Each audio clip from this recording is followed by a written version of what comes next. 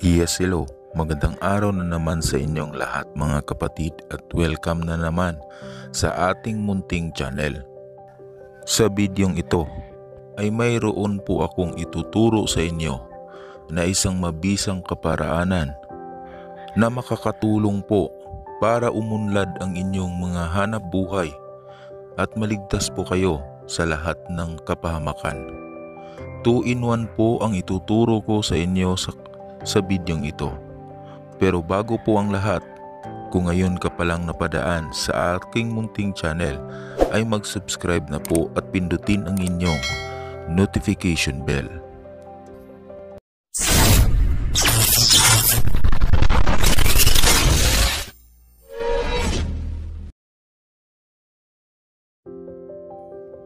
Ang pamamaraan na ituturo ko sa inyo sa bidyong ito mga kapatid ay makakatulong po sa inyo upang umunlad po ang inyong mga hanap buhay.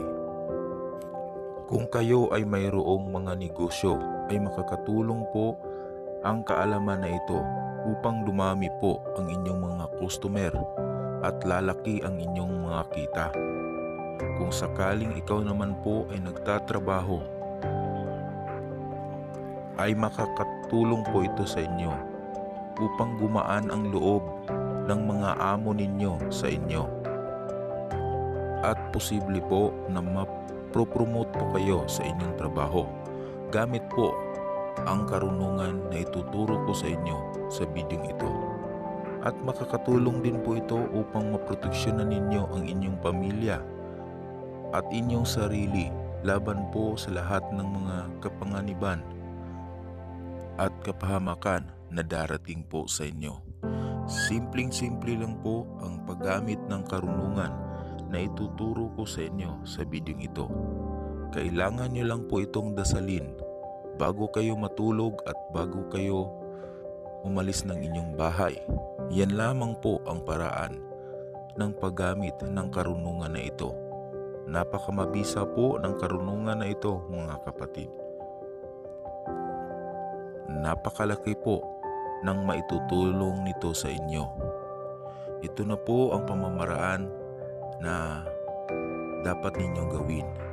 Sa umaga, bago kayo umalis ng bahay, ay banggitin po ang karunungan na ito. At bago naman kayo matulog sa gabi, ay banggitin din po ito ng 3 ulit. Ito po ang inyong babanggitin. Bago po ang lahat ay magdasal ng isang Ama namin, isang Aba Ginong Maria at isang sumasampalataya. At pagkatapos ay isunod ang mahiwagang salitang ito ng 3 ulit. Ito po ang mahiwagang salita. Magob, magugab, mariagob. Yan po ang mahiwagang salita na inyong babanggitin ng 3 ulit. Gawin niyo po ito araw-araw at mapapansin po ninyo sa paglipas ng panahon na malaki po ang maitutulong nito sa inyo, sa inyong mga pamumuhay at sa inyo pong mga negosyo.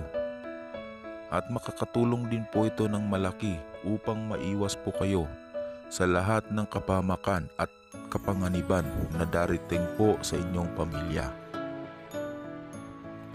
Siyempre, kung gagamitin po ninyo ang karunungan na ito, dapat po ay piliin po ninyo na laging gumawa ng kabutihan para sa inyong kapwa-tao. Maging mapagbigay po sa inyong kapwa-tao. Laging mapagkumbaba. Laging magdasal sa ating mahal na Diyos at humingi lagi ng kapatawaran sa inyong mga kasalanan. Yan po ang mga bagay na dapat ninyong gawin upang mapagana po ninyo ang karunungan na ito. Sana po ay magamit po ninyo ito at ingatan para po sa kabutihan, sapagkat ito po ay galing sa ating mahal na Diyos. Hanggang dito na lamang po ang aking video. Marami pong salamat sa inyong panonood at pakikinig. God bless po sa inyong lahat.